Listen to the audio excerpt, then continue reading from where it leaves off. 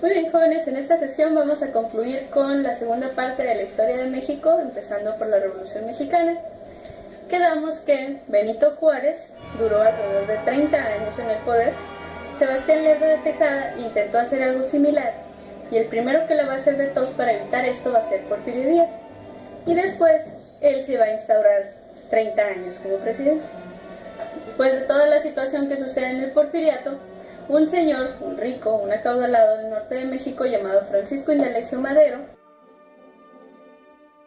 va a promulgar el Plan de San Luis, además de publicar un libro que se llamaba La Sucesión Presidencial, en la que invita al pueblo mexicano a votar por él para que exista un cambio de gobierno, un cambio en el poder político, representado por el lema sufragio efectivo, no reelección. ¿Qué significa sufragio?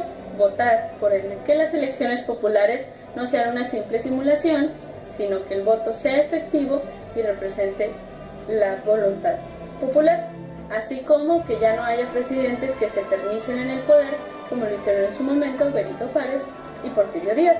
Mucha gente lo apoya y sin embargo Francisco I. Madero, al llegar a la presidencia, no cumple lo que dijo que iba a hacer. No atiende las causas populares, las necesidades que se habían heredado del porfiriato, y entonces va a salir un personaje muy bigotón con un sombrerote que se llama Emiliano Zapata, y con la promulgación del Plan de Ayala va a decir: la tierra es de quien la trabaja. O sea, a la fregada el trabajo esclavo y a la fregada el latifundismo, a la fregada esto de que estén las casas de los campesinos y las tiendas donde compran los campesinos dentro del mismo terreno de un gran hacendado.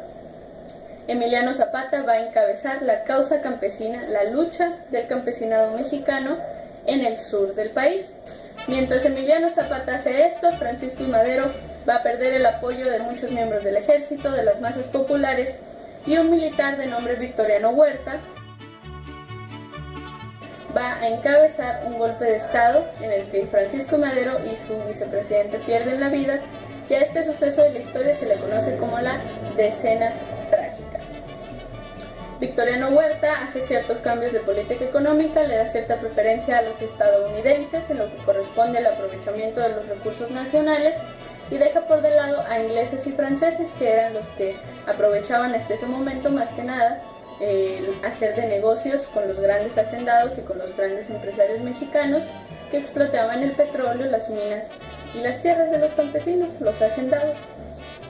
Esto va a seguir provocando un descontento popular, y va a ser entonces cuando surja el nuevo grupo que va a determinar el poder político en México, y que va a determinar que a partir de aquí la historia de México sea una historia de traiciones, de gente traicionando a los otros personajes. El primer gran sujeto va a ser Venustiano Carranza, que en su Plan de Guadalupe desconoce la presidencia de Victoriano Huerta y llama a todos otra vez a las armas. Va a aparecer en este momento también el señor del sombrero chiquito, el bigote un poco menos profuso, Pancho Villa, cuyo verdadero nombre era Doroteo Arango. Él va a encabezar la causa campesina en el norte del país. Después de restablecer el régimen democrático en el país mediante una serie de levantamientos y acuerdos políticos concentrados en una convención que se realizó en la ciudad de Aguascalientes, nos vamos a dividir una vez más en dos bandos.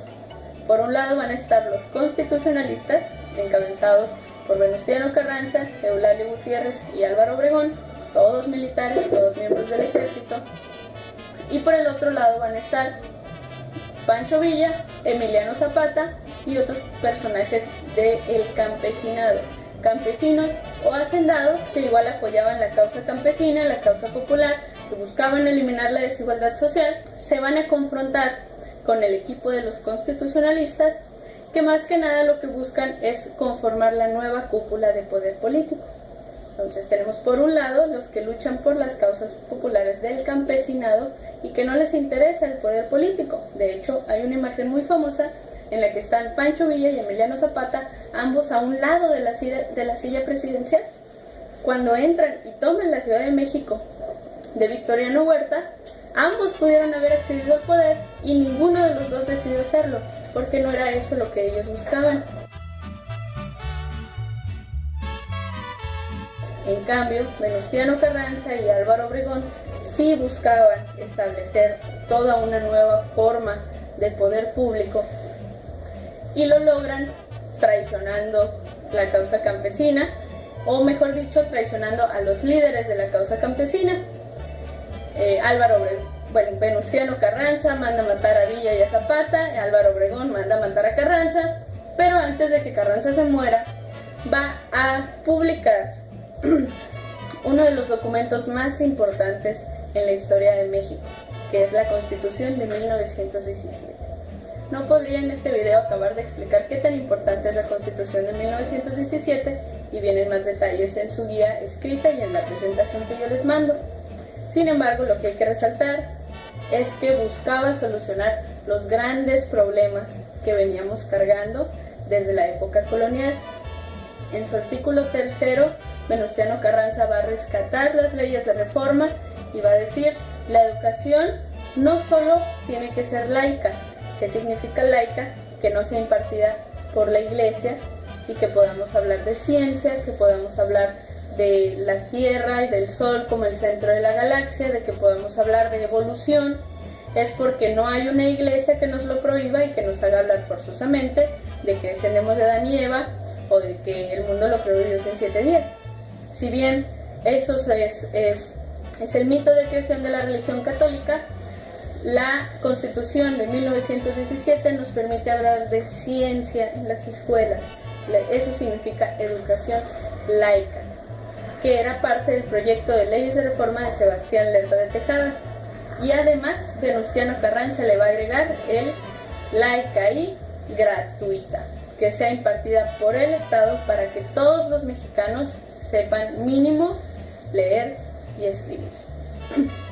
En su artículo 27, por otro lado, la Constitución de 1917 nos dice: los recursos son de la nación. O sea, ya no puede venir ningún extranjero a aprovecharse de los recursos nacionales, que era un problema que veníamos arrastrando desde los saqueos coloniales hasta la preferencia y venta de muchos recursos naturales a franceses, ingleses y estadounidenses con Porfirio Díaz y con Victoriano Huerta. Pues Venustiano Carranza, recuperando un poco las ideas de los rusos, recordemos que la Revolución Rusa y la Constitución coinciden en un espacio y en un tiempo, que es el del 1917 en Rusia y en México. Entonces, el mencionar que los recursos naturales son de la nación significa que es México el que debe aprovechar y enriquecerse con sus recursos naturales y no individuos, y mucho menos individuos extranjeros. En su artículo 27 también va a anotar la gran causa de la Revolución Mexicana, que es el reparto agrario, que la tierra sea de quien la trabaja. Y finalmente, el artículo que hay que recordar de la Constitución de 1917 es el 123, porque es el que nos habla de trabajo digno. Nosotros tenemos una jornada de 8 horas, tenemos un día de descanso, tenemos un salario mínimo y básicamente no somos esclavos ni vivimos en las tierras de los grandes hacendados, porque la Constitución de 1917 nos dice que a la fregada la esclavitud y a la fregada la explotación latifundista. Debe de existir un régimen de trabajo digno. Bien, con eso podemos concluir el apartado de lo que se refiere a la Revolución Mexicana como periodo de conflicto entre distintos grupos y como resultado de la desigualdad social, principalmente que se fomenta durante el Porfiriato. Ahora, el México post-revolucionario también va a ser una gran telenovela que va a estar encabezada por el reconocido como Grupo Sonora. Para todos aquellos que sean de Guaymas pueden tener muy presente la Plaza de los Tres Presidentes. Existió un grupo político sonorense que es fundamental para este periodo de la historia mexicana, que recorre desde los años de 1917 hasta 1970. La primera parte va a ser encabezada por el Grupo Sonora, cuyos máximos exponentes van a ser Álvaro Obregón y Plutarco Elías Calles. Álvaro Obregón, único sobreviviente de los convencionistas de Aguascalientes, va a buscar que se siga perdurando el sentido de la importancia de los militares que se instaura en el régimen de Porfirio Díaz. Sin embargo, va a venir el señor Plutarco Elías Calles, va a decir que esto no es adecuado, que no es correcto, y lo va a mandar matar. Entonces, después del asesinato de Álvaro Obregón, mientras era presidente de México, Plutarco Elías Calles va a asumir el poder y va a fundar el Partido de la Revolución Mexicana, hoy PRI, Partido en el Poder, y partido que duró en el poder 70 años hasta el cambio de gobierno del año 2000. Este lo funda Plutarco Elías Calles. ¿Qué también hace Plutarco Elías Calles? Retoma una vez más las ideas de las leyes de reforma.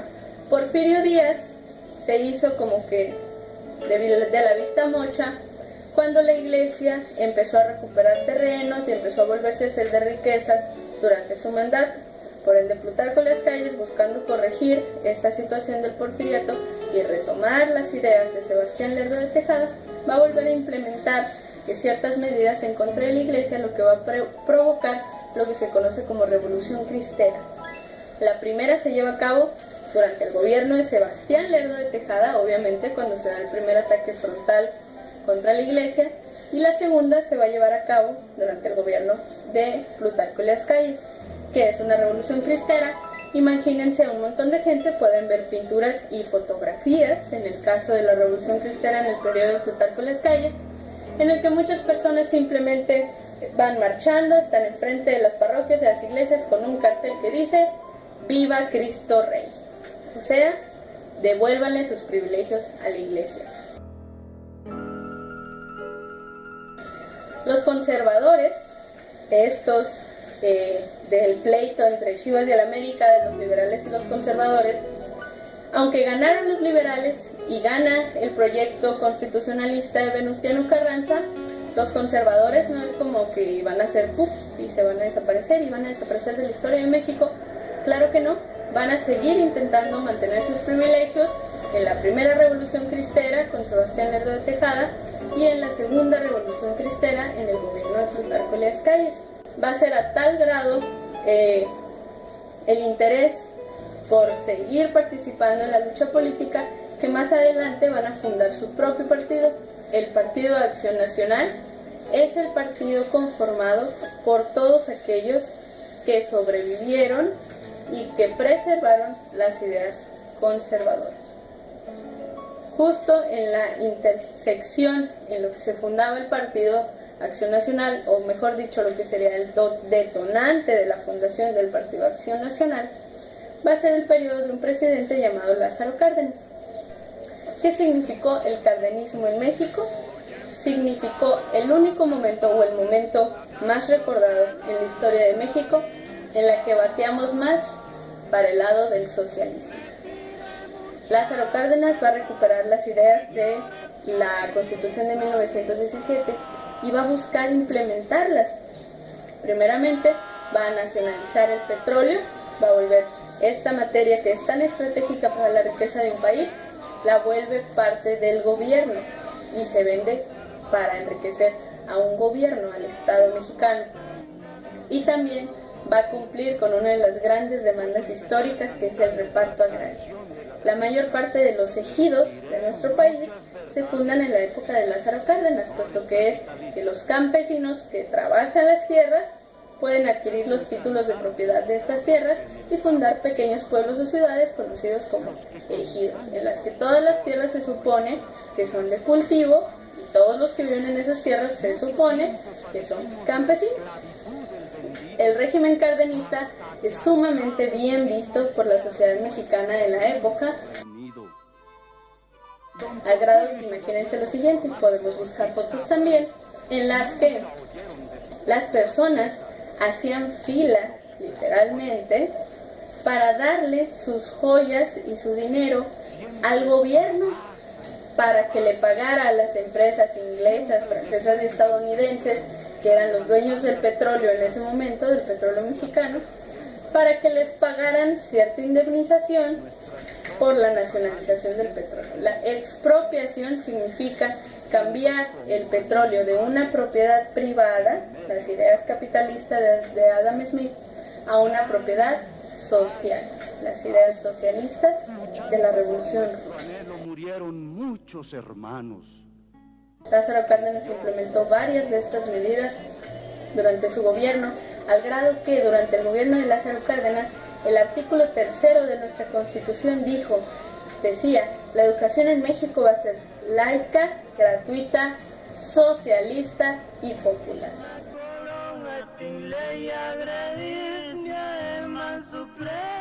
Es el único periodo de la historia de México en la que el socialismo ha formado parte integral de nuestro régimen.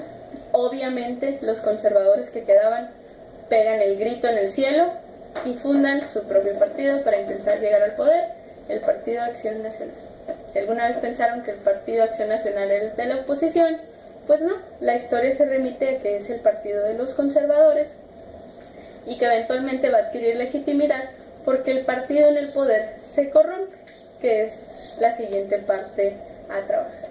En el aula les comenté que esta idea de igualdad, libertad y fraternidad tenía cierto asterisco de términos de aplica términos y condiciones, que va a decir todos somos iguales, todos somos libres y todos buscamos la fraternidad siempre y cuando seamos hombres.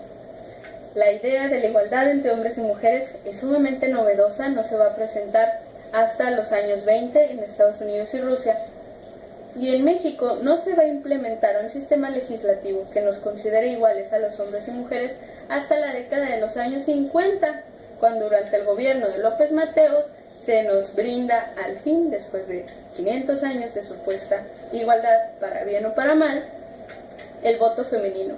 Y es hasta entonces que a las mujeres se nos otorgan derechos como ciudadanas.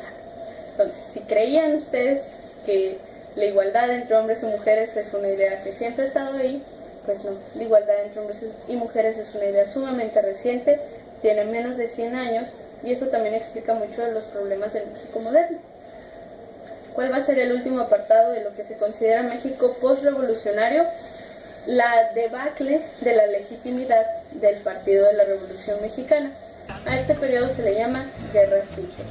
Durante la Guerra Sucia, el PRI, a ese entonces ya se llamaba PRI, va a evitar que cualquier otra fuerza política llegue al poder mediante actos muy cochinos, ¿no? Van a intervenir en las elecciones, van a robarse urnas, van a mandar a matar candidatos, básicamente la oposición no es permitida. Y además, en ese momento ya nos volteamos total y completamente hacia el gobierno de Kennedy, hacia las ideas capitalistas, nos convencen mediante una serie de mecanismos económicos y entonces México se vuelve total y enteramente capitalista. Sin embargo, ¿qué está pasando en el mundo? Está pasando la Revolución Cubana, está pasando la instauración de ideas socialistas en China, en Chile y en distintos países del mundo. Y todas las ideas que se llegan a propagar en México, sobre todo con la participación de Ernesto Che Guevara en ciertas comunidades del sur de México, el gobierno en el poder, capitalista, va a empezar también a matar y desaparecer a las personas que propagan las ideas socialistas en el país. Por ende, el periodo de la Guerra Sucia, que abarca desde los años 50 hasta los años 70, es un periodo de mucha corrupción y viscosidad en la historia de México, de la cual a los distintos gobiernos obviamente no les gusta hablar. Este punto va a ser la conexión con el siguiente gran apartado de la historia de México, que se podría considerar México contemporáneo, puesto que ya es la historia de los últimos 30 años. El gran símbolo de la pérdida de legitimidad del Partido de la Revolución Mexicana, que es este que comentábamos, enaltece a los grandes héroes de nuestra historia para crear cierta identidad nacional, va a perder toda esta referencia social que tenía mediante la matanza de estudiantes que se realiza en la plaza de Tlatelolco el 2 de octubre de 1968. Esa es la gota que derrama el vaso de la legitimidad del gobierno y sin embargo todavía se perpetúan en el poder durante 30 años más. ¿Qué va a pasar a partir de aquí? Vemos que si Lázaro Cárdenas rescataba las ideas socialistas, los gobiernos posteriores a él buscan implementar a rajatabla las ideas capitalistas. Tras la caída del muro de Berlín, la caída del socialismo de Estado. En el año 1989, con lo que se conoce o se refiere como un fraude electoral, llega al poder en México Carlos Salinas de Gortari, que va a ser el principal promotor de las ideas capitalistas en el México contemporáneo. ¿Mediante qué? Mediante un proyecto de nación que se llama neoliberalismo, el cual es aún el que nos rige. Este proyecto consiste en vender todas las grandes empresas nacionales al mejor postor. Carlos Salinas de Gortari vende Telmex, vende Cemex, vende Ferromex, vende básicamente todo lo que termina en Mex, vende Fertimex, que era una gran productora de fertilizantes que ayudaba mucho al campo mexicano como uno de los grandes símbolos de la Revolución Mexicana. Pues este señor se los vende. Y luego entonces todos estos grandes ricos de la actualidad, Carlos Slim, Germán Larrea, todos ellos adquieren sus riquezas gracias a Carlos Salinas de Gortari, que les vende las grandes empresas que antes pertenecían al gobierno. ¿Qué más va a hacer Carlos Salinas de Gortari? Negocia el Tratado de Libre Comercio de América del Norte, con la cual México se adquiere cierta preponderancia económica al tener tratos comerciales con Estados Unidos y Canadá, lo que si bien trae mucha prosperidad en términos monetarios, podemos hacer un paralelismo con el porfiriato y mencionar que nuestra prosperidad es forzada, puesto que aún si en México existe una clase media económicamente hablando que es bastante amplia, hay una gran desigualdad social que venimos arrastrando desde el porfiriato. Obviamente muchas personas no van a estar de acuerdo con la implementación de un régimen que amplifica la desigualdad social y aunado a la pérdida de legitimidad que se había obtenido con la matanza de Tlatelolco, tenemos como resultado el cambio de gobierno de los años 2000 al 2012, en el que el partido de los conservadores llega al poder y renueva muchas ideas. ¿Qué referentes pueden ayudarnos a identificar las ideas conservadoras renovadas? Desde el porfiriato hasta la fecha, los conservadores que sobrevivieron y siguieron teniendo una influencia en sus comunidades al grado de poder conformar el Partido Acción Nacional, evitaron, por ejemplo, la construcción de estatuas de Sebastián Lerdo de Tejada, o que haya calles que se llaman Sebastián Lerdo de Tejada, porque vemos que Sebastián Lerdo de Tejada es el liberal más radical, es el que efectivamente le quitó sus privilegios a la iglesia y a los miembros del alto ejército. Entonces, un referente tangible de la renovación de las ideas conservadoras es que no haya ni estatuas ni calles en la mayor parte de las ciudades que se llamen Sebastián Lerdo de Tejada. ¿Qué otras cosas podemos ver? Que ya hay ciertas sectas cristianas que si tú no les pagas tu cuota, te expulsan. ¿Cómo le llamábamos esa cuota? El diezmo. Si bien ahora ya no alcanza a ser el abuso del 10% del salario, esto era ilegal. El cobro por sus subvenciones religiosas era una de las leyes, era una de las cosas que prohibían las leyes de reforma, y sin embargo actualmente lo tenemos, gracias en buena medida al cambio de gobierno y a la subida del Partido Conservador al poder.